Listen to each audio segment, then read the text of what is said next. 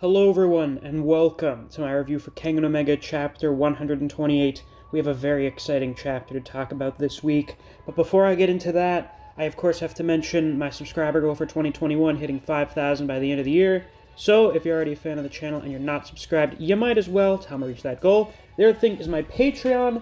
Time for a shout out to all of my wonderful patrons. Fuse, Neo, Dijon Redden, Honey Mustard, Zach Rowitz, K-God, Chris Redfield, Moonshadow935, Rat, Ryzen 4K, and Artist. Thank you all very much for supporting me on Patreon, and if you too want to get a shout out at the start of videos, or access to reviews for solo leveling in the Boxer, you can always become a patron as well. I have linked to my Patreon down in the description. With that out of the way, let's get into the review. For the sake of not forgetting to talk about this in the hype that is this chapter, we do get a little bit of an interaction between Okubo and Tarashi at the start of this chapter. If you all recall, how could you forget? Tarashi got absolutely fucking clowned on last chapter. Low diffed by Okubo. Very unfortunate. But I guess Okubo got a big dub, so very, very mid shit. But they have a nice interaction. Okubo offers to train Tarashi because he thinks he has potential as a martial artist. He offers to give him, like, these fucking clown glasses to replace his mask. It's real funny, I like it. These sort of after-fight interactions are always really good, so that kind of puts, like, a better end on that fight. Still not very good. But that kind of little interaction is nice. But Tarashi still plans on going to try and assassinate Nicholas, so we're gonna have to find out how that goes. I don't know. Also, I very much doubt Muteba wanted to see Tarashi fight. Like, no way did Muteba give a shit about watching this guy go up. I do think now that he was more interested in seeing one of the Kengan fighters going up now, that being the Wild Tiger Wakatsuki Takeshi. So, I was half right. Waka is fighting in this round. And who is he fighting against on the Purgatory team? Well, not the one I was right about. He's actually fighting Fei Wang Feng. Now, I did consider the possibility of this. I mean, it was always a possibility. There were only really two possible different matchups left. But I found the other one of Waka versus Lalong to be more likely.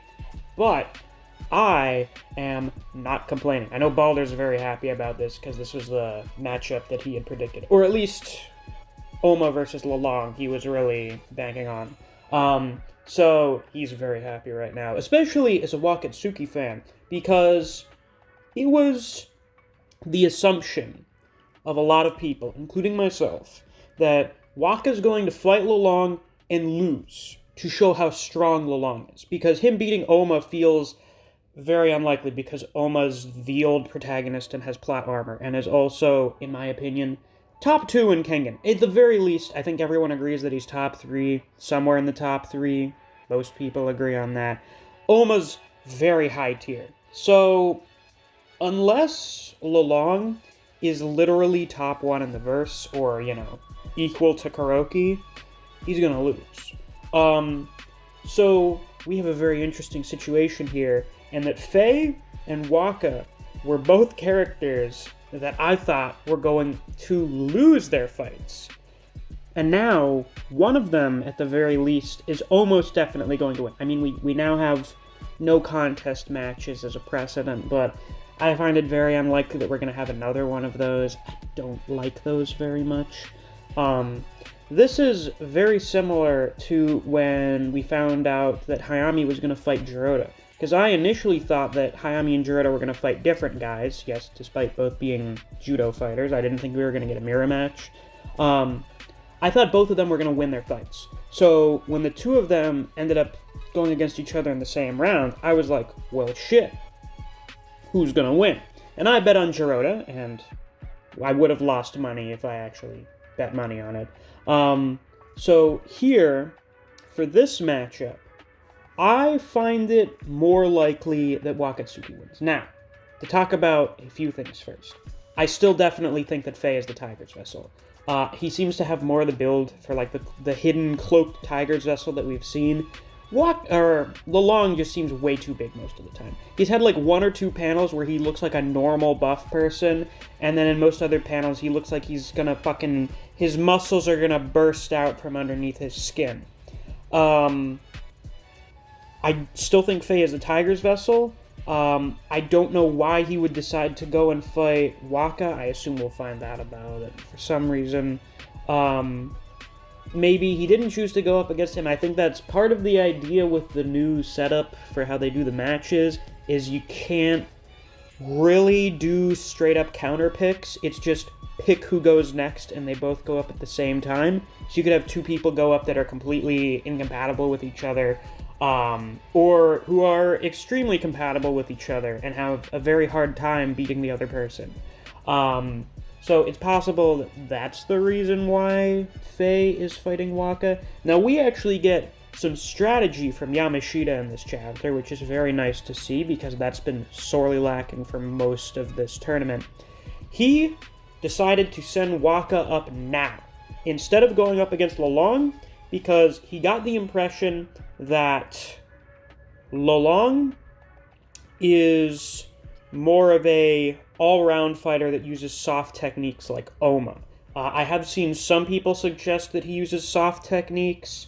We've gotten next to no information or illusions as to what his actual technique or fighting style is, other than the very minimal stuff we saw from when he split up Nicholas and Akoya. But I do like that we're getting this kind of analysis from Yamashita, and that he thinks it's a much better idea to send Oma up against someone who may also be an all-round fighter and uses soft techniques, instead of Wakatsuki, whose big weakness is soft techniques. That's why he wasn't able to beat Agido or Hatsumi, and it's kind of why he lost against Oma. Even though it seems like there's kind of a difference between formless and soft techniques. I don't know. I guess Demon's Bane is a soft technique.